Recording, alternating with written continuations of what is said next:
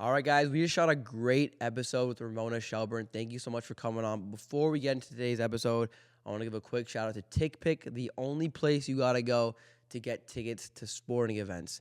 Use code LADE, L-A-D-E, for $15 off your first order, $99 or more. And the thing that's the best thing about TickPick is there are no service fees, and they have the best prices for the same seats you will find on other sites. So TickPick, use code LADE, and enjoy the episode. Welcome back to the LADE Show. Today, Today, who do we have? Ramona, ESPN Shelburne. Oh, we got Ramona Shelburne. Been with ESPN since 2009. 2009. Covered a ton of Laker stories. I want to start it off with your favorite Lamar story. Let's start it off with that. Okay, Wow. favorite Lamar story. Okay, so Lamar was always the guy in the locker room who, like, a lot of people know how to duck us, right? Like, you hide in the training room. You're like, oh, I gotta get some treatment. You stay in the shower longer. Lamar was always there. Like, he didn't hide from us, and I always appreciated that, you know, because we all had jobs. So back then, I was with the newspaper, so we had like 3 stories a day. You know, pregame story, notebook, postgame story, yeah. And I remember one time, Lamar, I think you were probably not having a good game or something. Like, I think probably Phil poked you or something. He used to poke you a lot, right? Yeah. Because Phil would always poke the guys that it would hurt. Like, if he poked. He knew how to kind of like stir you up. Yeah, he would stir you up. Because then he would say something to us in the coaches press conference, and then we'd all come to you and be like, hey, did you hear what Phil said? Right? So I think I came to you one time. It was probably pregame before a playoff game or something. And Phil had said something, and I was like kind of beating around the bush. Like, I didn't want to come straight out and be like, hey, Lamar, Phil said you sucked. You know, like, I didn't say it like that. But you already knew what was coming because you heard what he said, or you knew what was coming. And I was probably like 30 seconds into my like dancing around it, and you were like, Ramona, just come straight with it. Like, the truth is, I already know what you're gonna ask me. Just come straight with it. Just ask me what you're gonna ask me. No, I don't. You know how many interviews he probably did? A lot. Yeah. But to me, it was really important because, like, it kind of made me. He's like, whatever you're gonna ask me, Just do it, yeah. just come straight out and do it. Because I always like kind of feel like, oh, I want to be nice. You don't want to come straight out and say something like feels rude or whatever it is. But like, he's a grown man. Right. He knows what the question is. It's crazy just thinking about it. I was just thinking about how much time like you spend with the reporters that are assigned to your team. Yeah. You're around each other. They travel with you, like. Yeah. We were there all the time. And like, it's weird because when you cover players, especially on a team like that, where you guys were like championship contenders every year. So you're there on the road, you're there before pregame, postgame, every single game.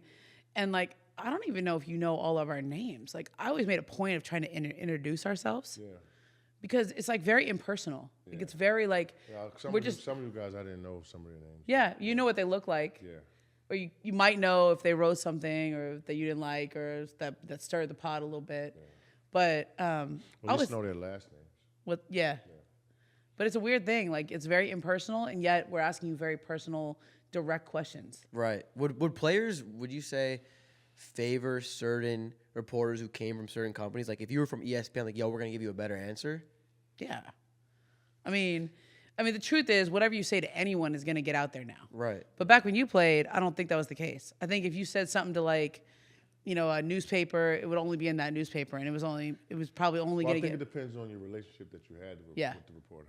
Yeah. Like, you see big guys like LeBron has a great relationship with Chris Haynes. Like, you'll see Chris Haynes will come up with bigger scoops than other reporters. Like, do you think but does that make sense? Because we're people talking to people. So, like, you want to talk to somebody you trust or somebody you've done stories with before, somebody you know is going to, like, I mean, I definitely know that more people would talk to me when I was at ESPN than when I was at the Daily News. Right. Because, you know, when you talk to me, like, I'm going to go on TV and talk about it, or I'm going to write about it. It's going to have a big platform. It's going to go a lot of places. But also, like, I've been around a minute. So, like, people know kind of how I treat people or how I am. They have a sense of what I do. But I would say, yeah, like, certain reporters, like, there were times, like, Kobe had special reporters that he had. Like, there was a time he was, like, Jim Gray was his reporter that he would go to. Then there was, like, Rick Bucher. Yep. Rick Bucher was his name. Yeah, for a minute. And you could tell they had a good relationship for a while. And then, I don't know, Kobe and I were really close for a while. But there was also like sometimes Kobe was so smart. He knew who everybody was in the room, where they worked, what kind of stuff they did. Right. Like if they wrote good stuff, if they were. Is LeBron like that? Would you say? Like very aware. LeBron likes his beat writers, Okay. and I respect that. Like he likes the guys who are there every single day. Right. It's almost like a baseball player. Like baseball guys, they like the guys who show up. They play 162 games. Right. They know who's there 162 games. Yep. They like the guys who go to spring training. Like LeBron likes his beat writers because he respects that they're there every day. He doesn't like the national. It's not that he doesn't like them. It's just more like They come for the big moments. Like we come for the big moments. Like I'm Right. not there every game. Right. I'm there a lot of games, but not like I have to cover the whole league, so I Right. can't be. You can't. I mean, you can't be.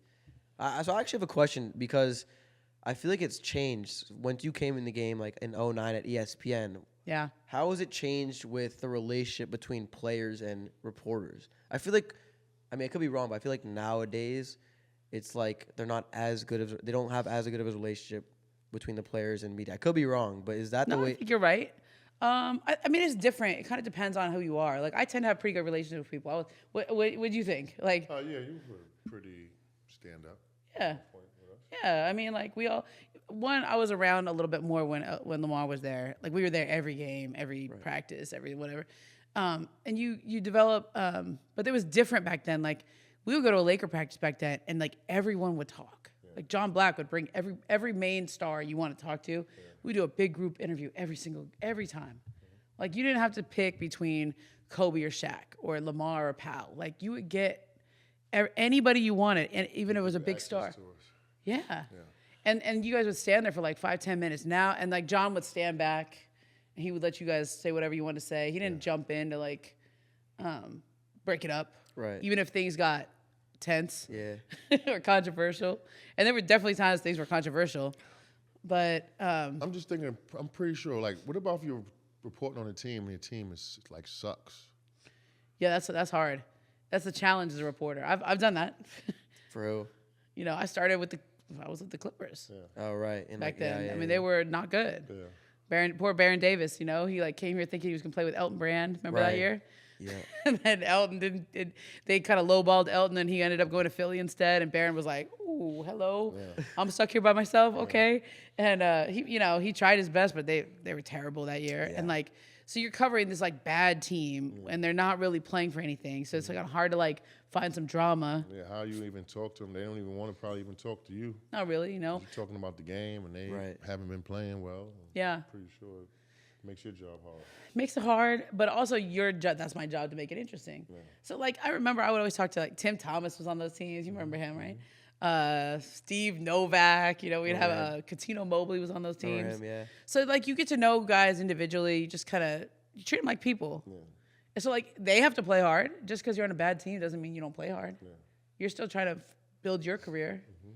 So you just talk to them like a person, and you don't write about, oh, they're going to make the playoffs or not. You write about that game or like what that player's going through in that game or what they're trying to do for the future or whatever it is.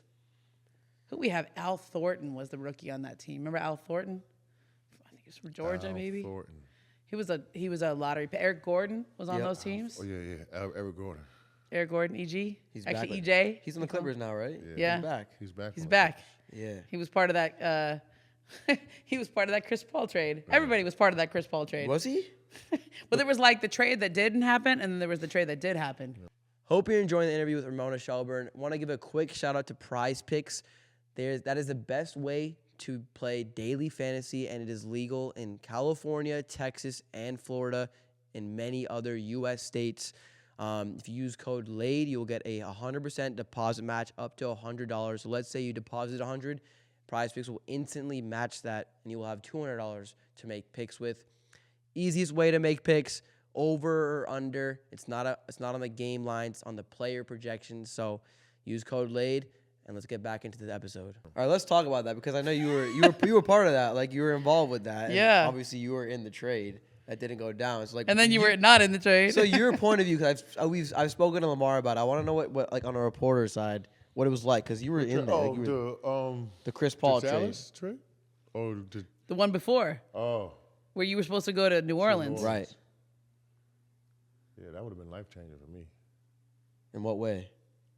New Orleans, that would have been culture shock. I mean, you went to Dallas, so like, they're both not LA. No, they're not LA. They're not LA. I gotta be honest. I wasn't prepared to leave LA at that point. I mean, you weren't expecting your name to be in trades, but is that right? I think you were. How do I put this? I don't think you ever were the same after that. No, As a person or a player. definitely not. You know what I mean? Like I think you were personally very hurt. 100%. Shell shocked. And you tried to make a go of it in Dallas, but it's not the same. It wasn't the same. Like I felt like you had a familiar. You were like part of the family with the Lakers, and like when they put you in that first trade, it was like a death. Because you just won 6-man, right? Yeah. 2 years earlier than that. He won 6-man in 08. No, it was. Wasn't it 2000? It was the first year you went to the finals, right? No, it was 11. I won a 6-man. We didn't make it to the finals when I won a 6-man. You guys were going for a 3-peat, right? Yeah. Yeah. That's when you were in 6-man? Oh, Kobe won an MVP. In 08, yeah. Yeah. 2009, you went to the finals again. Yeah, we beat. 2010, you went to the finals, and that's the one you beat We Boston. got swept by. 2011, you were the 6-man? Yep. So that was the last thing you were expecting. Yeah. Yeah. So what was your point of view with that whole thing? First of all, it came out of absolutely nowhere because we were all covering the lockout. Right. And I don't even think we knew Chris Paul asked for a trade. Like, it was still the lockout. So he had asked for a trade, and like behind the scenes, it was a different media environment. Like maybe somebody had that somewhere, but it didn't get around. Like that wasn't something that everybody knew. And I think it was a quiet ask. It wasn't like a, demand to like Anthony Davis when he asked for a trade or anything, right? And so they were still finishing the lockout. And it was like, they didn't even sign the CBA yet. They hadn't even signed it. So it just was like, boom, like the Lakers got Chris Paul. What? Like we didn't even know he was being traded. Like he was up for a trade, right? And then it was like, oh shit, they put Pau Gasol and Lamar in. Like that's crazy. God, like that was. They traded Pau? In that yeah, one, he was in that. He was in the trade. He was supposed to go to Houston. You were supposed to go to New Orleans. And Were it any was. picks involved? Huh? Were any picks involved? No. So it was just Chris Paul to the Lakers. Chris Paul, the Lakers. Kevin Martin was going to go to New Orleans. No, Kevin Martin was going to be in Houston. He was still there. I didn't know they put Pau in a trade as well. Yeah. That was part of how that got undone. Okay.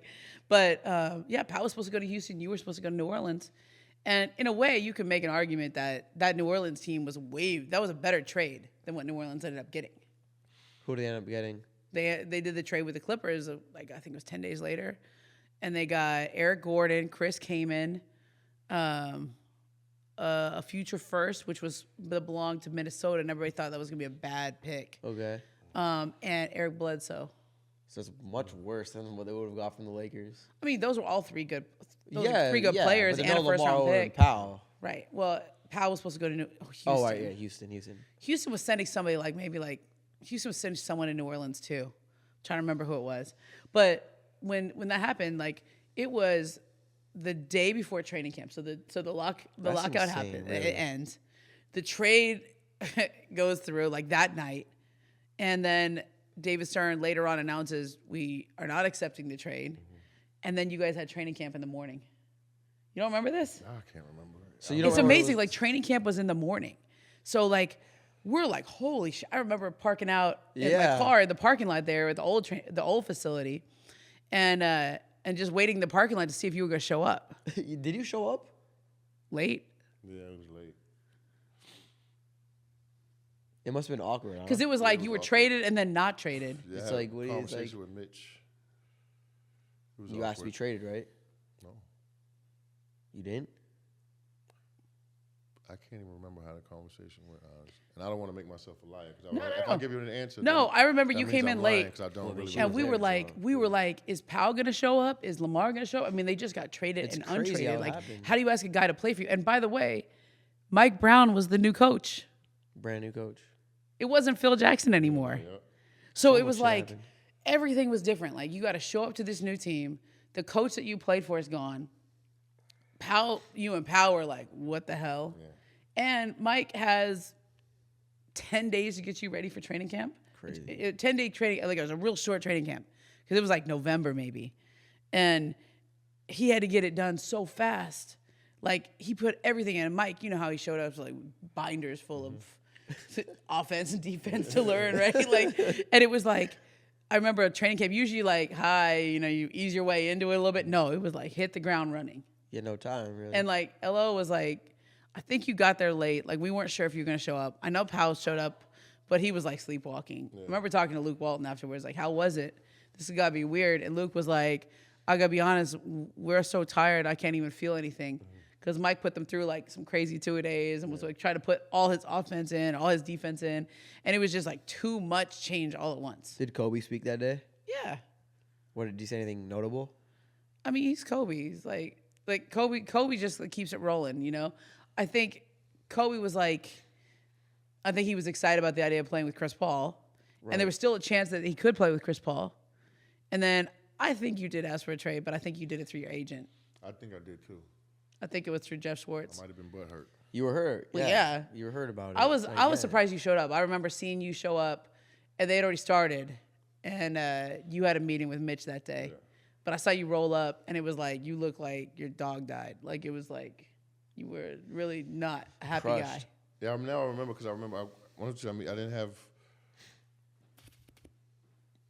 a practice uniform on. Yeah. Was that to like stick it to them, or like what were you doing? I don't know. Just being stupid. Well, yeah, but you had no time to digest this. Right, literally no time. It was literally the night before. And also, there was a sense that maybe you would still be traded. Like, he just said, we can't accept this trade. David Stern just said, we can't accept this trade as it is. But then there was like, but then it was, then Mitch Kupchak kept calling him back and be like, okay, well, what do you need? Yeah. And he would keep re-offering the same thing. Wow. And then eventually, I think Lamar asked for a trade. I think it was through your agent. It had to be. And they traded you to Dallas. Yeah. So then Mitch couldn't offer the same package to New Orleans anymore. So then the Lakers were really out. Yeah. Then you guys didn't. Stupid idiot. It is what it is. But like we always say, you still got those 2 rings on your fingers. I did. But it was weird because, like, I don't think you were ever the same. I don't think Powell was ever the same for the Lakers. He stayed. Mm-hmm. Powell was there for another 2 years. Yeah. But he left as a free agent. And they kept trying to trade him, too. Like, it's not like he ever felt safe here. It was like his name was always out there, too. Right. And trade rumors. And it was just like, it was so abrupt. Like, you got swept by the Mavs in that 2011 year. Spanked. It was, and that was sad because, like, Phil was retiring, and that was a weird way for him to go out. And, You said you were burnt out. You said we just got tired. When Matt Barnes came on, he said the same thing. Really? Yeah, I think Kobe and Powell got tired. We got tired. We've been 3 years going to the finals. Yeah, it was the 4th year. Mm-hmm. Yeah, so I remember Matt was just like, "Yo, you're burnt out." But I want to talk about the current Lakers because it's really exciting. There's 5 games left. Top 5 in defense since the trade. She said number 1, right? Number 1? Since the... It kind of goes back and forth. But, yeah, the last couple months, they're like... We're up there. You can say top 5 is good because it goes back and forth. You know? I like that. Why do I like that? Because I told you they were going to be good when Darvin Ham's personality and the way he played basketball reflects on his basketball team. You played against Darvin, right? I did for a short period of time. How long when he did retire? Oh, I don't know that one off the top of my head. Yeah. But Darvin was like, he was a dunker from Texas Tech. Yeah, dirty, scrappy. I saw he broke a backboard. All rebounds was his. Defender. So he was like undersized power forward. Mm-hmm. Like undersized, like, Right, yeah, I get it. Like Barkley, but in shape. And AD is playing like a dog right now. He is, back-to-back 38. So what do you think about Coach Ham? I know Lamar's a fan of him. Oh, I've always thought Darvin was going to be a great coach because he, by the way, circling back to 2011, he was on that staff with Mike Brown. That's right. He was the assistant coach. Yep. That was a hell of a staff, by the way. Really? That's a staff. Mike Brown, Quinn Snyder, Darvin Ham, Steve Clifford. Look at all those guys right now. They're all head coaches. Like Brown is killing it with the Kings. Hell of a staff. Like. But there was another guy, John Kuester. Remember John Kuester from Detroit? Look at that. That's like still in there. But Darvin to me is the kind of guy who becomes a great head coach because he played the game, so you respect him, right? And you know how he played because people know what kind of player he was. But but he didn't get it right away. Like he had to grind, he had to work for it, he had to like climb the ladder, he had to learn from Mike Budenholzer, he had to learn from Mike Brown, he had to learn from all these other, from Coach Popovich. He had like a lot of influences, and I always think the people who are successful, not just in life, but like in basketball or anything like that, are the people who grind, who have to like stick with it when it doesn't come easily, when it's not handed to them. Right. When something's handed to you, you don't know how to. It's not so much that you don't value it, but you don't know how hard you work to get there.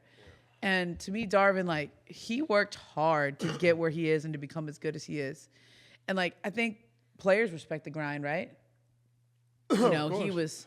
He's also respect somebody that's on the same ground as you are. Yeah, I mean you could tell, right? She seems like to me as he's a listener. Yeah.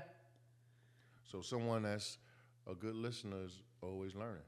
Seems like the Lakers have all bought into Darvin Ham. If they're playing defense, even Westbrook was bought into him. I mean, the thing with Russ and Darvin, like they spent a lot of time together in the offseason trying to just build trust, because I think trust was everything for Russ. Yeah. You know, he came here and he was like the villain immediately. Like he's going to be the scapegoat. And After the first game, Yeah, the first game even. Training camp. His first year. And some of that's on him too, okay? Yeah, but I don't think he ever had a chance here. Like I don't think that was ever going to work. First of all, him and LeBron, they both need the ball. There's a world in which they could have staggered their minutes or something, but like, you know, Russ was always going to have to take a back seat. And that was not going to work because it's not the way he plays. And then when he took a back seat, I thought that hurt the trust because he immediately got criticized. Immediately. Once you start criticizing him, I don't think he's ever been in a situation where he took that much. Definitely not. You know, I would even say friendly fire. Like, not just fire, but friendly fire, right? Totally. That hurts. No, we that know hurts about even it. more. Yeah, I mean, Lamar, you saw the interview with LeBron where LeBron was like, I want Kyrie. And that means Russ got to go. And, like, he was still on the team. So, I mean, I get what you're saying. But it's like Darvin built that trust with Russ, and he got Russ to play defense. Like, people forget Russ was all defense at UCLA. He was an all defensive player. He can play defense. Now, team defense is a different concept, you know, different story. Like, but he can be a good defensive player if he buys in, if he thinks that's important. And Darvin got him to play more defense than I've seen any other coach get him to play. Sixth man of the year. Yeah. Off the bench. So like he got him to come off the bench. That was a big thing for you too, I remember. Yeah. Oh, I got another Lamar story. Tell us. I got another Lamar story. Tell us. You were kind of hurt when Phil had you come off the bench, remember? At first I was. Yeah. And do you remember when Jeannie and you know how she sits in the second row? So Jeannie was there with her with Linda and Stacey Kennedy and all her her girlfriends that sit in that row with her. Do you remember when you would come in, you would get to the scores table? Do you remember what they would say? Take your pants off. Yeah, that's crazy. It was so funny. Like I was like, you would hear them yell it. Yeah, like Lamar would go to the scores table. But it kind of got you to like embrace the role. Or I don't know, what got you to embrace that role? Winning. Okay. What year was that you started coming off the bench? 2009,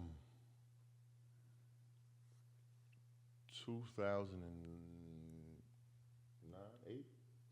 It's like right when you guys started making the title run. 9, yeah. Just winning.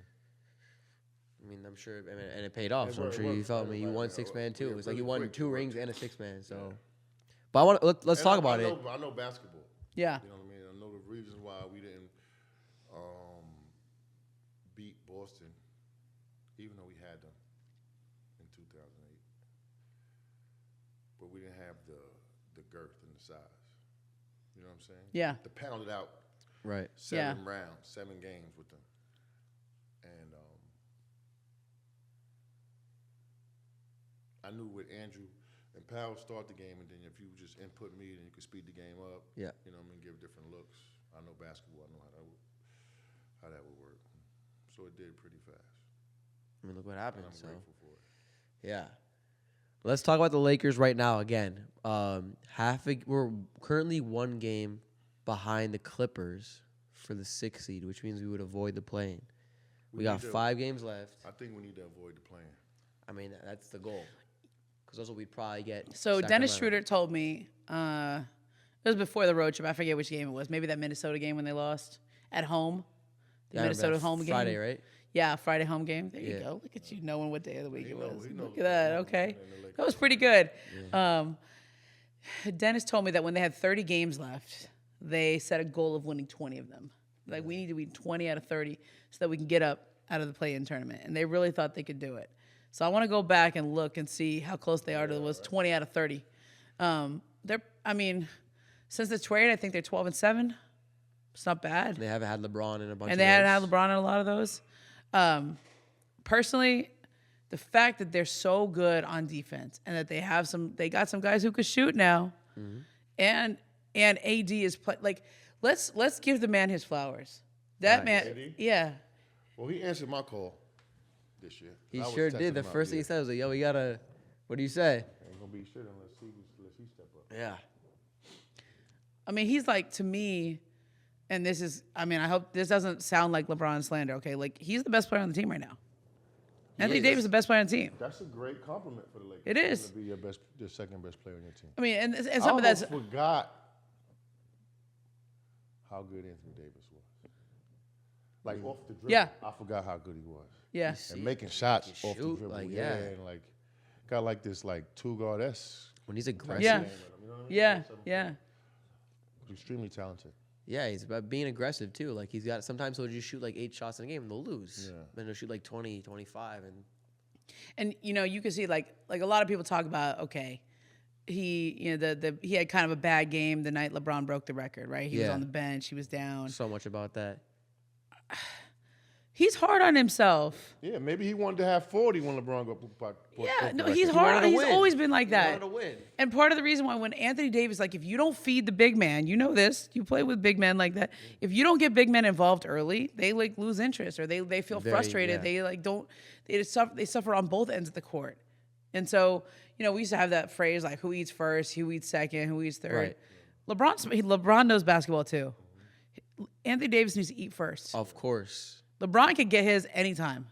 LeBron knows how to score. If he needs to get involved, he'll get involved.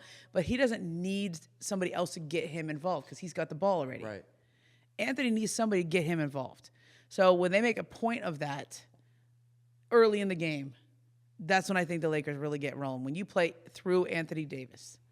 And that's going to be a challenge because they have LeBron and they have D'Angelo Russell, who both also need the ball.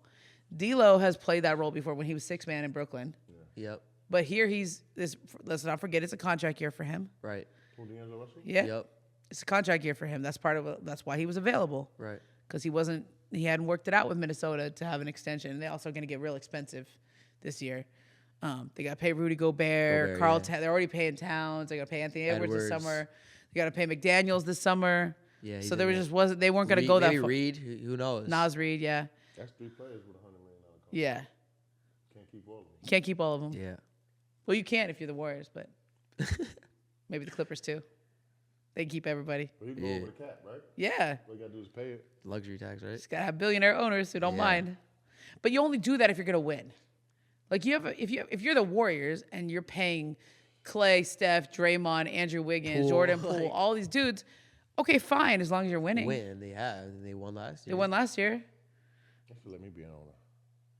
He said he wants to be a coach. Yeah. I'll be an owner. I'll be a coach. I'll stack it up. You got the money to be an owner? Not yet. That's like different. Because now money. you don't just need money. You That's need like different money. You need like 10 billion. Yeah.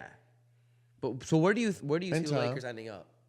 There's 5 games left. What do you mean? Championship ring. No, I'm One saying year. like seeding wise, like playing Does it matter if you above want a the championship? playing. No, Just for conversation. We gotta the fans want to know. The fans are the standings watch. It's very. I'm telling you, like, I think if they are healthy, and which is like every game you watch. I mean, what was the last game? Anthony Davis sprained his ankle. I was like, oh, Yeah. there it goes. He said I'm playing though. He said I'm playing. I know he said I'm playing, but like that's how Bought tenuous. in. Anthony Davis bought in. Yeah. He's bought into the has to. camouflage gear. The camouflage hat. He went to war. Yeah. Camouflage hat. I think AD has been awesome the last month. And like LeBron being out was good. And I don't want to say it was good for the Lakers, but it was good for Anthony Davis in a sense to like reestablish himself. Right. Because I like, think it was good for the Lakers. yeah, I think it was good. yeah. They have some time to bond without their best player. to really prove to themselves how good they could be. Yeah. And they got dudes like, okay, like if Malik Beasley's having a great shooting night, then you keep him rolling. Yeah. If he's not, then you swing it around to Schroeder. That's another. Do you guys talk about Dennis Schroeder Yeah. on this podcast? Yeah. We have, yeah. He's a great player. Him. Can we just like? I think his comeback from like what happened the last time he was here to what totally. he's done this year, unbelievable. Totally. He was in Houston last year. Strength, Yeah. mental fortitude, which I like. With the whole like fumbling the bag Opted out joke, a lot stuff of like that, money. where he lost all that money. Lost out a lot of money. He went to Houston. He was in Boston. You lost money. No, he lost a lot of money. He lost a lot of money. He's on a minimum deal for the second year in a row. You know what I mean? Then he balled out in Busting ass, FIBA. kicking ass. Yeah. He's playing hurt. He's playing great. Oh yeah, he'll twist his ankle, and you'll see most guys will be out, and he was like, "Nah, I'm back up," and he plays the next game like it's nothing. So that's a good shot right there. We need him to play at a high level of consistency as well. Like I mean, all he this in and and out, in and out, in and out, I know. in and out. Shit don't work out. I mean, honestly, roles have been changing. Like you see, Rui didn't even get he had a DNP in one of these games. Lonnie, Rui Hachimura didn't play. Chamar, all these all those guys, if they can play at their best at the same time with Anthony Davis, I'm not even counting LeBron James because Anthony Davis is good enough to carry a team. And then you throw in LeBron. So like You gotta. that's what's exciting because the Lakers I mean, really didn't get to show their okay, I'm potential. gonna name some teams that might play in the first round. You tell me who you think they beat. Let's say they get in, they're the 8 seed. They go through the play-in, they end up as the 8. They face the Denver Nuggets in the first round. Denver Nuggets could be beat. You seen who they just played against? They didn't have last Jokic, night. but yeah. Oh, But last they're night. kind of on cruise control right now, so I don't want to Right. judge them yet. Look, I don't give a fuck. Cruise control. But I that's mean, look at that's them a without team that Jokic, won though. championships. Look at them without Jokic, though. not good They will enough to they'll have Jokic, but like the playoffs things slow down. You guys both know that. Yep. You have a game plan. You're in a 7-game series. I'm being honest, and my heart bleeds purple and gold, but I'm also a realistic person, rational person. Yeah. I don't think Denver Nuggets are unbeatable. I agree. They could be beat. Western Conference. If I'm a Laker, I'm really not scared of any team. I have one team. Memphis, Phoenix. but they're unproven too. And they're thin. If I'm And they're thin. They don't have depth anymore. They yeah, trade away all the depth. if I'm looking at them, maybe I'm like, okay, maybe they got a first punch that we might not be able to take. But all these other teams, I'm like, So yeah, you said We could take you their said best Denver, Okay, next one, Memphis. Memphis. We just talked about this. we could beat them too. It's not like these teams are unbeatable, like you just said. They're beatable. Yeah, They're I Sacramento personally beat. think Memphis is really good. I had picked them to win the Memphis West. is really good. That's the only team I'll be really scared of. Really? too. Okay. But they don't have With Steven Ja- Adams. with They Ja- don't, yeah, they don't have Steven Adams. Like that's And like Morant. their I mean, lineup. without Steven Adams, they got that gives them a hole in there. Yeah, they don't have Steven Adams or Brandon Clark. So That's to big. me, Memphis was the team I thought was going to win the That's Western front court Conference press. this Really? year. I like preseason prediction. I was like, I think it's Memphis year. But now they don't have their two bigs that really matter for them. Jaren Jackson Jr. is awesome. Yeah, all-star, let's yeah. not undercount that. But he's one guy. He's only one guy. Ain't no AD. Now it's Tillman. Yeah, no. Poor man's AD. Who? Triple J. He have the offensive game like AD does. And he can shoot the three. He can shoot it. I think can he defensively shoot it. he's amazing. Defensively. he's He can really shoot good, too. but He ain't like AD. He's young though. Yeah. He's I young. said poor man's AD. He's Well, I mean, grown. he's like really 23, good. 24. He's really good. And he's I would just say left-handed. young. I would just say young. He's Like, young. but he's like to me in Memphis, like the fact that they don't have the front line like they used to because their guys are hurt. Right. That hurts, especially in a matchup against the Lakers because Big the time, Lakers no. have Anthony Davis. Big time. Okay, let's say you get up to the 6th seed and you face the Sacramento Kings. That team scare me too. Kings scare you. His young legs. Yeah, that's true. They play fast too. But what about inexperience? Yeah, Like, because inexperience, you have a lot of They experience. also have in a the bottom playoffs. 5-6 defense. Their defense is not that They good. don't play They're defense. not that good. Defensively, no. I mean, they just score a lot of points. They're young. They run. They can In shoot. the playoffs, the things slow down. Right. Yeah. And we'll get them with the inexperience. I would say that's my Late favorite. game situation, we'll get them. That's like a team. That's the team I'd ideally want to play in the first round. Although wanna play De'Aaron them? Fox is like the best clutch player in the league. Oh yeah, fourth quarter. Yeah, West Coast he's is- that guy. The West is tough too, though. Yeah. Okay, then you get let's So go it's Phoenix. current 4-5 matchup. There's It's the Phoenix. teams right in the middle. Clippers, Phoenix, Golden State. Golden State. I don't want to play Golden State. I don't either. I think Golden State's the team. People are so scared. I mean, we gotta it's justified, we though. gotta stay away from Golden State. Last Okay. 10 or 20 years, the only teams that win the NBA championship, I think, come from Dallas and California. Yeah, Texas and California. Yeah. Well, the Cavs won one. Well, we're saying like West Coast. West Coast. Oh, you mean West It's Coast, a crazy yeah. stat. I saw that too. It's a crazy To stat. me, like, I never count out the Warriors. Never. That's crazy. I mean, they're defending champs anyway. It's Yeah. like they had a crazy They year. need Andrew Wiggins back. Theoretically, he's coming back. Yeah. I don't know what kind of. I've heard he's been staying in shape, but it's different staying in shape versus actually like being game speed, it's like- different. He's gonna need a minute. Time. So would you say you'd like? Is that team? Is Phoenix or Warriors the team that like? To me, Phoenix and the Warriors are like the two teams that I think Phoenix, are like. Warriors, and Memphis. And Memphis. Still Memphis. I agree. But let's put it this way. You're a boxing guy, right? So like what I would call the Lakers is a live underdog. Like they got a shot. Yeah. Which is saying something for a 9th place team. But We were 13 for most of the year. Every team anyway. that participates in the playoffs has a shot. No, I don't agree with that. That's the truth. Okay. Technically, yes. Technically, Technically, yes. it's the But, truth. But, okay, like, let me tell you some other realistically- teams that are in the playoffs. You think Brooklyn Nets have a chance? Hell no. Why not? If you Hell, They're what in do the you mean? playoffs. If you Bro, make the playoffs, They don't have a star that can carry them like you that. don't have to have a Yeah, star. If you yeah. make the McCall playoffs. Bridges heard that, okay? Mikal Bridges, I'm okay, telling we'll you. give him his He's good. flowers because he's been dropping He's like good. 40. Playing with star potential. He has Okay. star potential, Mikal Bridges. But like when Ah, you're they're like, do you think the Miami Heat can win a championship? No. Not with that team. I don't know, maybe. But okay, like any team is like the equivalent in the Eastern Conference. Okay, let's name some teams. You think- Bucks. No, the Bucks are are you the top saying teams team. that won't? The No, teams the are in the Bucks. same range as the Lakers, Yeah, like Hawks. 7 to 10. It's like- Cleveland. Well, No, Cleveland's a they're little up. higher. They're It's- about it's 5. Hawks. It's Brooklyn. It's Hawks. It's Bulls. Chicago. They look pretty good. All the other these day. teams, if they get a Doing streak, shit, bro. They're not doing anything. What are you, just bro? saying, bro. I played. Maybe I feel like that because I played on a team that lost 20 games in a row by 20. I remember. Yeah. Clippers, So y'all- right? Yeah. That's right. I forget your Clipper years. Yeah. Your Clipper years. know what I What's a year? Wait, there's another Lamar story. How'd you break your ankle in a layup line? Oh no, it wasn't layup line. It was worse than that. It was. I don't know this. I was getting my cash removed Okay. Okay. from my had A wrist injury. wrist injury, and we were in shoot around. I was fucking hype that day, whatever. Boom, jumped up and dunked the ball. Yep. Boom, came down on the basketball. On the Oh, basketball. That's unlucky. That's in just like- pregame, It was in shoot around. shoot around. you broke your ankle? No, I rolled it. I should have broke it. It was I was like 6 weeks for that shit. So you can't control that. It's a ball. That's like one of the stories people say like the Clippers are cursed, you know? It was crazy. Back then when they had Sterling. Yeah. They still haven't won anything yet, though. So. Listen, I think that's if Paul enough for George me. was healthy, I really like the Clippers, but he's not healthy. So Yeah, I like him too if he's healthy. I still like him because I think Ty Lue is that good of a coach. They tough. Great coach. I still think Ty, depending on the matchup, but like if the Clippers play Phoenix in the first round, ooh, Oh. that's gonna be hard. Nah, Phoenix taking that. Nobody wants Nah, Phoenix in the first round. Nobody. But They it's can beat 'em, exciting. though. That's the point. I mean, like, it's exciting. So many things can move from 7 to like 11, or no, even like 5 to 11. Like, I was Yeah. so personally hurt What? when I seen Kevin Durant go to Phoenix or Golden Suns. State? Because there's 2 of them. Phoenix Suns.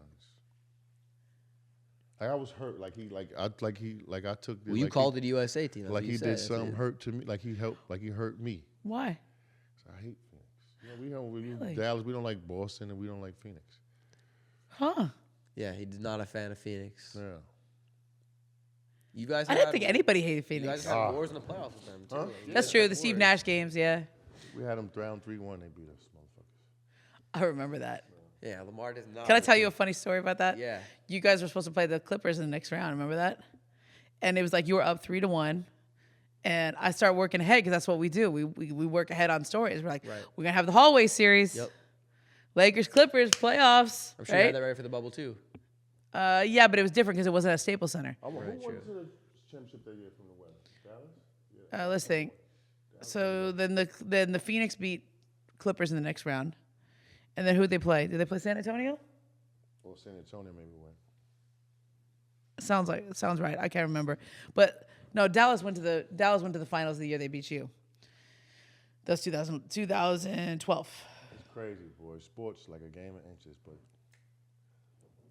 1 rebound away. Mm-hmm. It's like, but when he goes to Phoenix, I still think that they're a really dangerous team because to me Devin Booker is. Oh yeah, Devin totally. Booker is Phoenix, amazing. no, Like he's yeah. a superstar. He is. Yeah, he is, but they got so much better offensively. Yeah. They gave up so much. They of course they had to. They gave up a lot, and I Bridges think Johnson, they'll reload though. Everybody's trying to get to Phoenix this offseason. Like that's the team that like That's scary. if you have a disgruntled star, if you have a whatever, everybody's trying to get to Phoenix. Scary. Scary. Really Very scary. But yeah, it's exciting and it's gonna come down to the end as a race for the play-in and playoffs. So I mean, Lakers just gotta win. They gotta take care. I know there's a lot of standings watch, but they just gotta take care of their own business. That's where you asked me about Darvin earlier. I thought he did a really good job of keeping everybody together early on when they were struggling. Yeah. Because when you have a team with this much on it and this much tension, and then you go 0-5 out of the gate, or you lose a lot out of the gate. 2-10, yeah. Yeah, and they were still playing hard for him. Like they didn't turn on him. You could tell they were still trying to play defense. Like they lost a lot of stupid games that they shouldn't have lost. Well, these are the Many. times where we got to win the games we should win. Like this Houston game tonight. Yeah. Must win. Utah twice. Got Clippers. Utah Phoenix. twice in Utah. One's here. The last game is it here at Utah? Yeah. But we'll see. I want to get into your career a little bit more. Sure. And then we'll wrap it up. But how much effort goes into ensuring sources are correct before you break the story? Because I know a lot of things are moving. Like as you want to. The older I get, the less I go for it. The more cautious I get. Right. The like older a I get, home the run more story, cautious I yeah. get. When I was younger, I was stupid. I didn't know, like, when people were spinning me, I didn't know how to, like, evaluate the quality of information I was getting, like, who I was getting it from. Because, it's, you'd have agents will spin you stuff, or, like, even people who, like, should know, they're wrong sometimes. Right. Yeah. You know what I mean? We Like, see it all the time. We just saw it with LeBron, with like the reevaluation, and then. But then he played one night Then later. he played, like, yo, he's gonna come back. The last I didn't game think and that he was came. wrong, by the way. I think he was just clapping back because he didn't want any timetables put on him. Like I didn't think what It worked out for the Lakers, but yeah. Like I mean, he acted like that report was wrong, and it wasn't wrong. Like he played 2 nights later. Like I think Yeah. he just with his injury, he didn't want the pressure put on him to say like he's gonna come back. certain time, yeah. And like I think in general, I'm very cautious what I say now because I hear you talk to people, you hear a lot of stuff. Oh yeah. But stuff like now everything you say gets aggregated. Everything you say is report, Yep. And so like if you heard something like in a conversation, even if it's with the general manager of the team or the coach of the team or whatever it is, like it's still, you can't say it until you're sure that's what they're going to do. Like, okay, I'll give you a good example. With Westbrook earlier in the year. Do you know how many people behind the scenes would be like telling you they're gonna send him home? Yeah, Like they're gonna no, every week. all the time they're gonna say The whole that. Like, vampire story, like that, all of that. yeah, that was the vampire thing was later, but like, do you know people would like say bad stuff about Russ? Like, oh, how much longer can they keep doing this? Yeah. How much longer they should just send him home? Like people would vent to you. And you're like, you gotta be careful as a reporter not to be like, well, I had a source tell me last night that they're really frustrated with him and might send him home. Right. Because that's not true. Right. That's just somebody venting. Like, that's what they're feeling. That's what they're speculating. But that's not Rob Pelinka making that decision. Right. You're right. That's not Darvin Ham making that decision. By the way, that would go all the way up to ownership if they ever got to that point. And I think they were close a couple times, especially early on. First 5 games of the year, I think if he did not accept that bench role, I think he was going to get there real fast. Right. You're right. Yep. But I agree. he did accept the bench role, and then he played flourished. pretty good for a while. Yeah. We just weren't And winning, then, though. I mean, and so like, I'm like more cautious now than I ever was. One, because I'm at ESPN. I can't be wrong. You've also established yourself more. It's like you don't. I feel like you Yeah. don't really need to go for like a home run story. No, you go for the home run story when you really have it. When you have it, yeah. I'm saying when you have it. Yeah, when you really It's not freaking like have you it. need to risk it. Like it could be. Like, But you don't toss speculatory things out Right. there, like especially because there's people talk all like when I was a younger reporter, like I don't know. I mean, I would like you would say more and you would repeat stuff people say to you more. Right. And a lot of it turned out wrong. Like, and it wasn't like anybody was lying to you, but it's just not the right primary source. Right. Like, so I always like, the only time this is gonna sound like you ever watch The Princess Bride? You know that movie? No, Andre the Giant and Carrie Elways or something like that. Remember that? Like, I'll give you, there's a good example. So Mike D'Antoni was the coach, and he was going to get fired at the end of the year. And I was pretty sure of it because I had pretty good sourcing on that they were going to fire him after the year. But I'm not going to report Mike D'Antoni's going to be fired after the year because there's still 10 games left. What happens if they win those 10 games? Right. What happens if they make a playoff run? What happens if, it can change, the Lakers are thinking of firing him, they're leaning towards, I mean, it's like, you can't say that he's going to get fired until they actually fire him. Right. There was that story last year about Frank Vogel, if they lose that game, they were going to fire him. I knew about that too. There was that chatter. If they lost that game, they were going to fire him. That's crazy. But they won that game. Yeah. So it felt weird that story came out because they won the game and they didn't fire him. They were like, it was a game-by-game base, which is like insane. It's like insane, though. Do you hear about that? And it was true. If like Frank Vogel loses, they're firing him tonight. But if he wins, he stays. But the thing is, people can say that, but until they actually do it, it's not. They didn't do it. Yeah. Yeah. Like to me, you can say the way the Lakers are debating the future of Frank Vogel. Yes. And you could say they're in a game-by-game evaluation. You could say that. Yeah. But I'm really cautious with that kind of stuff because things change. Like even injury-wise, I remember when D'Lo got hurt, I had heard he was going to be back for that Minnesota game or something. He was trying to get back for that game. Yep. And I said, and I think internally there was an expectation he was going to be back, but his ankle didn't respond. It just didn't respond as well. Yeah. So I had said that on a show, and I felt bad later because I was like, well, it changed. That's why injuries, you got to know you're right. You don't have to push send on something on a tweet and hope you're right. Yeah, that's. Oh, I hope that's right. Because then it'll come back to you. No, then you're not going to trust me anymore. Yeah, exactly. It'll come back to you. And it's different when you're at ESPN. Can't be wrong. You can't. Accountable, baby. ESPN is ESPN. They have their reputation. ESPN, baby. You're employed by ESPN. Yeah. You got to uphold that. So I don't go with it until I'm really, really sure. Yeah. No fake news, baby. No fake news, bro. Right? No and it's news. people want to, I'll be on a show or whatever, and they're, tell me more. Max Kellerman's always doing that. Yeah, I'll tell you what I think. And it's always it's an informed opinion. Right. Because I talk to people, but I got to be careful because people venting to you is not reporting. Does that make sense? Yeah. People vent, you know that, LO. Yeah. How many times we stand at your locker and you vent to some reporter? Always. It's just venting, yeah. I mean, Brad Turner knows everybody's. Everybody's. I can vent to Brad Turner. Yeah. Because who's listening, bro? You never know who's listening. No, Brad has been on the beat forever, and to me, I have a ton of respect for Brad. I think Brad's the best. There's a reason he's been around for as long as he has. LA Times, right? Yeah. And Brad, everybody talks to Brad. Brad knows everything. Yeah. But he's cautious with he reports too. You can vent to him, but just because you're venting doesn't mean that's what you're gonna. Yeah. Doesn't mean that's what's gonna happen. Doesn't mean you're actually gonna do it. Yeah. And the regular NBA fan doesn't understand these things. They'll see venting and then or whoever's in the locker room will hear it. And that's called how many players do I know that are unhappy in their current situations? But it's not public. Just because you're unhappy doesn't mean anything's gonna happen about it. Right. Doesn't mean you're gonna do anything about it. You're still gonna show up and play. Yeah. You gotta be professional. Right? So unless you actually ask for a trade, It's things you probably have learned throughout your long career of reporting. I want to talk about one more thing, and then we'll finish off with rapid-fire questions. But one thing, 'cause I know you are an athlete. You played at Stanford baseball for 4 years, right? Softball, yeah. Softball. Right field. Right field? Outfield. You got an arm? Oh, real good arm. I used to warm up and I'd show it off so they wouldn't run on me, So we see Caitlin Clark. We were just talking about her Yeah. before the pod, before you stepped in. And fucking incredible. What do you think about her and the fact that what could she do for the WNBA? I know she's still in college. Obviously. She seems like a generational talent to me. So you know how a number one draft pick will come in every year. There's a number one draft pick every year, but not all number one draft picks are created equal. Right. Some of them are LeBron. Yeah. Okay. Some of them are Anthony Bennett. Okay. I'll say Andrew Wiggins. Whatever. Andrew Wiggins is a good player. Yeah.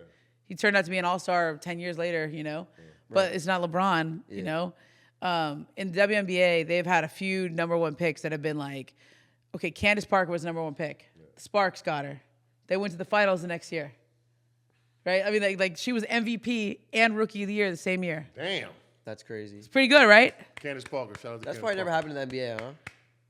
No. Rookie of the Year no and way. NBA? No. I'm very rare for a rookie to even make an all-star team. Yeah. to even make an all-star team. Like when Blake Griffin made it as a rookie, it was like caused some controversy. To me, Caitlin is the kind of like Breanna Stewart. That's a number 1 draft pick. Okay, Breanna Stewart comes in the league. Seattle's in the playoffs. You know, like Seattle goes from like worst team to the best team, or like one of the best teams, right? You know, the last few years, like Sabrina Ionescu, she was supposed to be like the next big thing.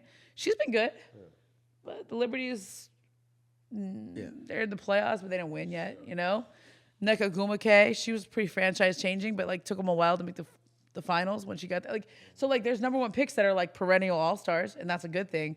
And then there's number 1 picks that like you become a contender. Yeah. You think her team will be? I think she's that good. It's exciting. You know, she's that good. It's exciting. Now, you know, who gets her? I don't know. They got to play a whole season, right? Girl basketball, men's basketball, whatever you want to wrap it up on Mars. She played with the guys growing up. She could hoop, bro. She could hoop. You could tell. Told her Steph Curry. She could shoot like Steph. She could pass. She would sprint to the spot with the basketball in her hand and pull. Yep, like Steph. It's exciting. And she's tall too. Like transcending. She's a big with that kind of game. Like, and she got some swag too. She got some swag. I feel like the WNBA needs that. Yeah. Yeah, they do. So it's definitely exciting. Give her $1 million. They have a salary cap. You know what I mean? Do you know what Give the her top the whole player shit. can make? How much? You want to know? It's got to be more than seven Nope. figures. No. The highest salary is like $250. Wow. Because they got a hard cap. Like their hard cap is like you can't go over the hard cap. There's no luxury She's tax. gonna be one of the reasons that. That changes. Yeah. I should just make a bunch of money in endorsements. Yeah. Oh yeah. I mean, You know, like she'll make her money off build the the court. whole shit up because you said she has swag too. Like, their ticket, the girls' ticket, Final Four ticket was higher than the men's ticket. Yeah, well it was. Right. And you know what? Really? It's because of her, And but it's it's because also, of her. It's because of her, but also because of South Carolina. Let's give them some due. Dawn Staley, badass, total badass. Okay, Aaliyah Boston, like the reason why the women's Final Four to me had so much appeal this year is because you have teams where like we've gotten to know these players over the years. Yeah. Like people stay in college for 3 or 4 years. Yeah. And in the men's Final Four, it's like different people every year. Like I've never seen a Final Four like this. There's not even a 1 seed there. Crazy. Who you like in the Final Four? I mean, in the championship game, UConn or San Diego State?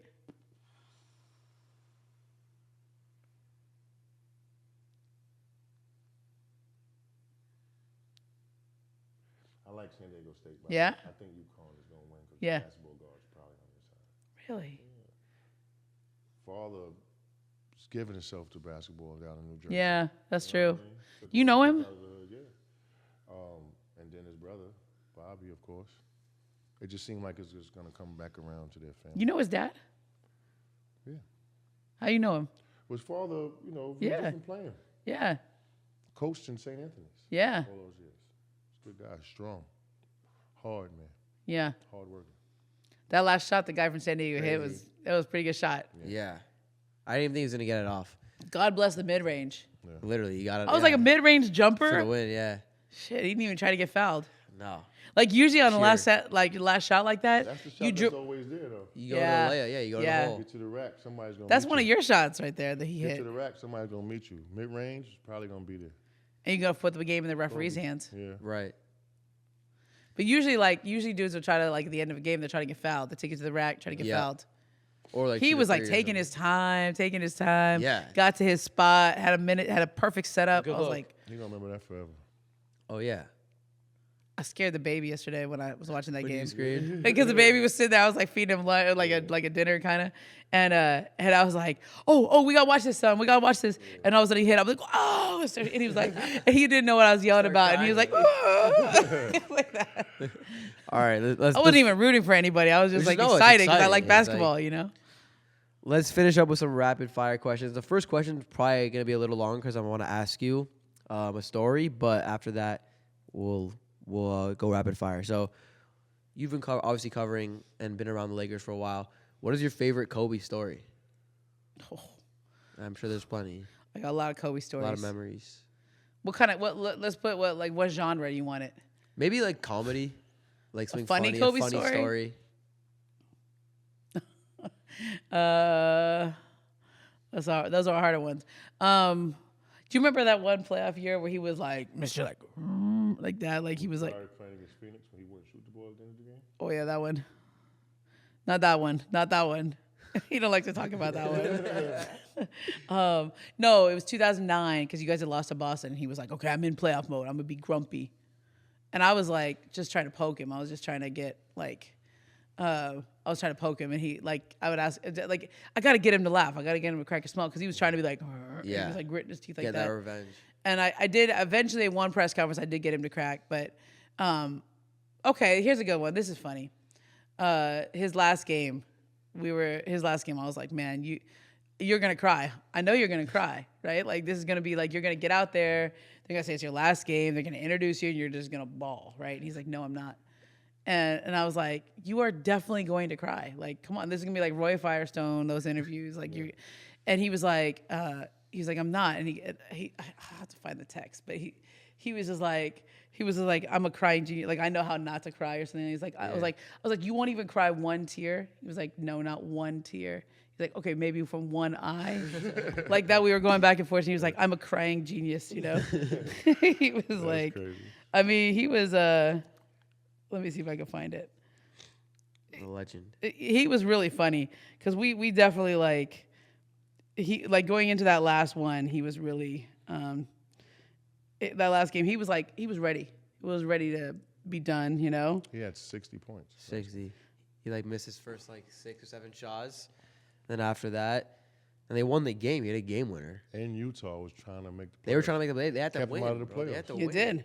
People forget about that. They had to win that game. It wasn't like, oh, we're gonna let Kobe win and let Kobe score. They were doubling him at some point. So he was ready to be done that whole year because I know he knew he didn't have it anymore, and he didn't want to play if he didn't have it anymore. Body, and also the team sucked.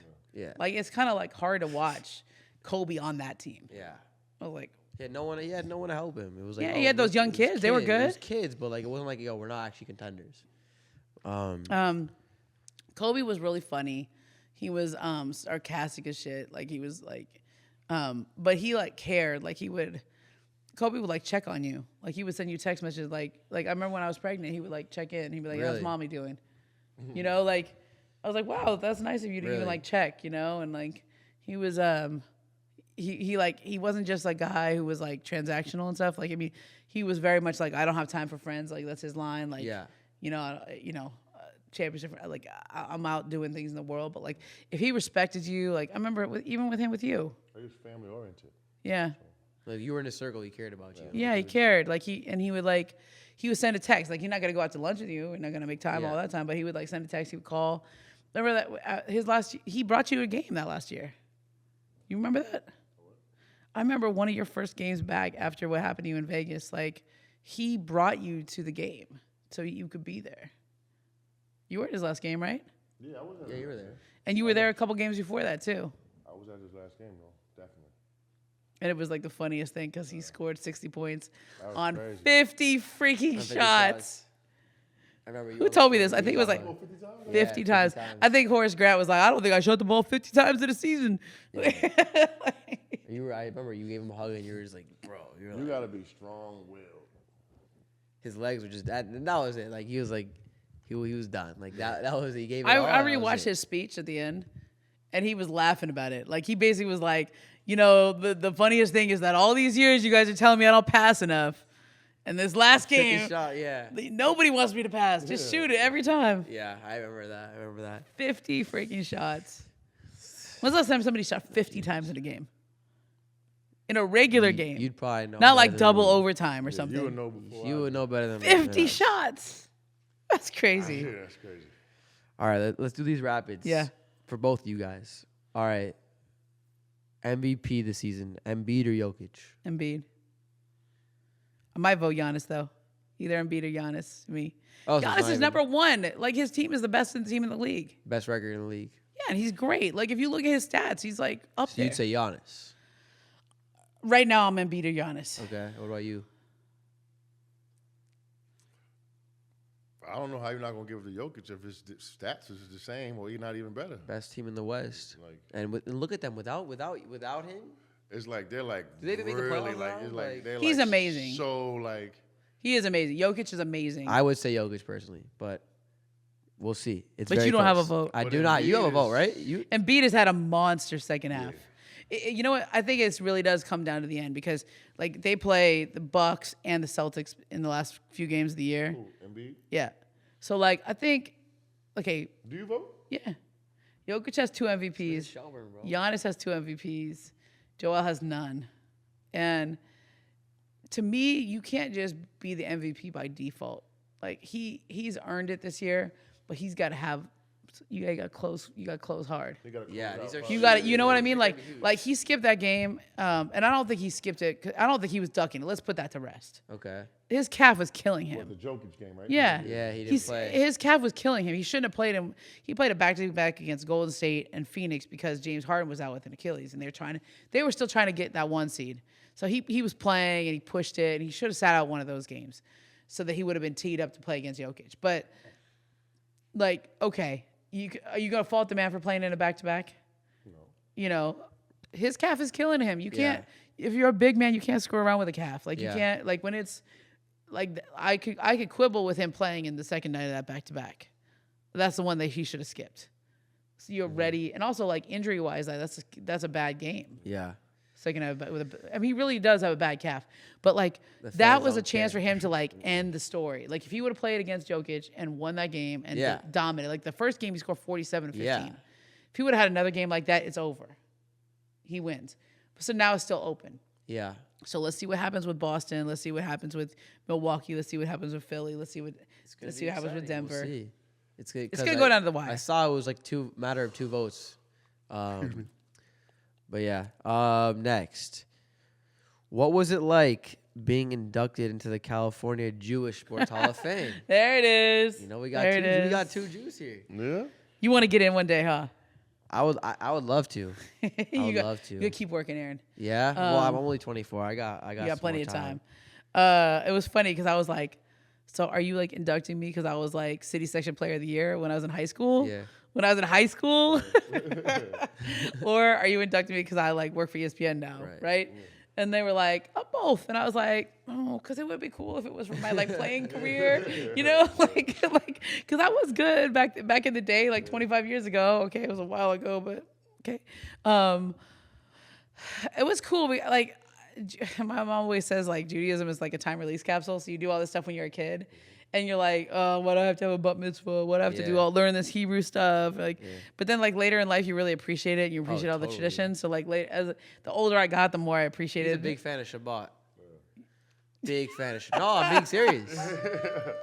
Well, you're the one going to Cancun for Pesach. Yeah. So for Passover, I'm going to Cancun. You guys got any plans? Some people go kosher for Passover. You go to Cancun for Passover. Well, I assure you, we're gonna keep it kosher, right, Lamar? Facts. Keep it kosher. No, it meant a lot, to be honest, because like, I feel like people don't think I'm Jewish because my last name is Shelburne. That's my dad's last name, but like my mom's side of the family, and like I've learned a lot about my family. Like a lot of them were wiped out in the Holocaust. Like I go to Israel all the time to see my family that still lives there. Like it's a meaningful part of my history. So, and it's also like, I'm big in like the traditions. Like I sent my kid to a Jewish preschool. We learn all the Purim stories and the Passover stories and stuff like that. So it's the time release capsule, right? Like I wasn't in my 20s. I wasn't as into it, or my 30s even. Like I remember in college, I was like, am I gonna go to Hillel? Am I gonna go to the High Holy Days? Am I gonna do that? When I was in college, I didn't go. Nah. No, but then I came back around. Yeah. Yeah. Everyone's got their own journey. Yeah. What was your favorite NBA news story to break and why? Favorite? Yeah. Favorite's a different question. Probably the biggest one I ever did though was reporting on the Sterling story, when Donald got kicked out of the league. Yep. And I remember, there was this one moment where like they sold the team, but then Donald's lawyer called and said, no, we didn't. And I was like, well, how is it that Steve Ballmer and Shelley are saying they sold the team and Donald's lawyer is saying, no, he didn't. So I heard from I heard from some people who are like involved, right? I'll put it that way, that they had the authority to sell it without his permission because he had been declared mentally incapacitated. What? Like he had early onset, he had dementia. And so they had gotten 2 psychologists to see him and said he had Alzheimer's or something, and he was not capable of making his decisions. Wow. Financial decisions. And so I was like, oh shit. Like that was like That's checkmate. spicy. That was like a checkmate. spicy You talk about being nervous on a story.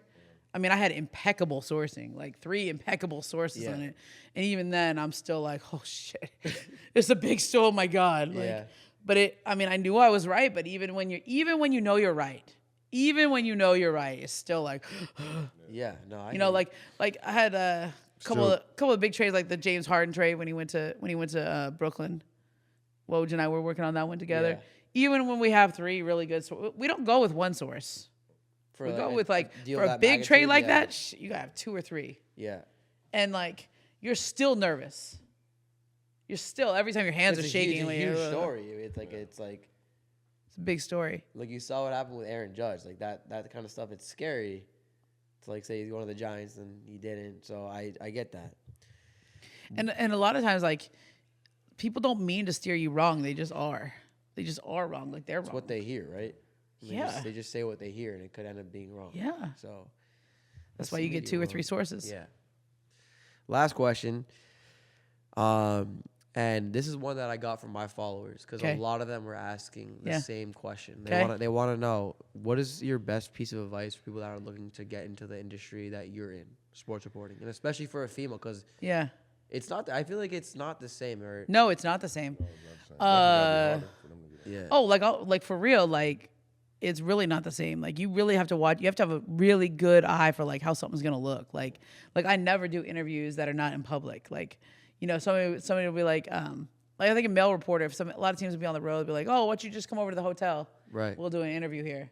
I can't do that. Yeah. How's that gonna look? Right. People won't even think about that. Like nothing's gonna happen. I'm a married lady. I'm not gonna do anything. But like, you don't want to put yourself in any kind of positions that look like that. There's all these rumors, bro. Like, you don't want to be out. Like, you don't want to be out at the bar. You don't want to let's say you're just out to dinner. Or you're at the bar and you see some people you know. Yeah. I don't go over there. I might say hello, but you. No, and whereas I think a male reporter probably could. Right, it's different. They could go over there because they're not. It doesn't look like that. So always be aware of how you look, how you're presenting yourself. Perception really matters. You know that you were in the Kardashian circle for a minute there. That's a fact. Everybody's always watching. No, totally. Like I feel like a weirdo. Like I'm at a dinner or something.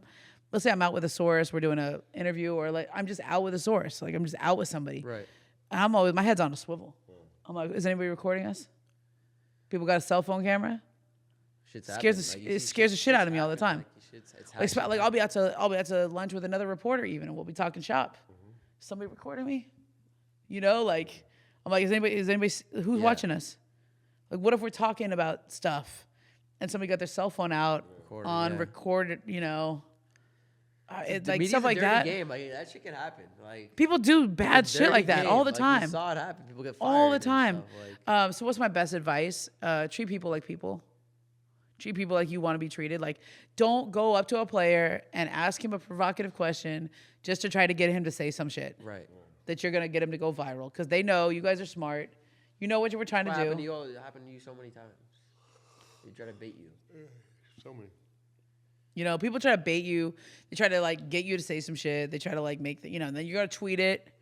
It's gonna go viral. It's just like you're treating them like a quote machine. Like you're treating them like a commodity. Right. And I think that's not the right way to do it. I respect it's that. It's a way to, if you want to make a little noise for yourself for like a hot minute, but if you want to build lasting relationships that are gonna build a career, you gotta learn to talk to people and you gotta show up. You gotta look them in the eye. Like one of my big pet peeves is like, is when people don't go to games even when they don't even like know the people they're talking about. Because if I don't know you and I'm gonna talk about you like that, that feels wrong. Right. Like you need to be able to say something to me the next time that I see you. Yep. Right. I mean, do you respect like let's say somebody's on TV just popping off about you and you've never met them in their whole life and they're judging you or whatever. Now listen, you're allowed to have an opinion.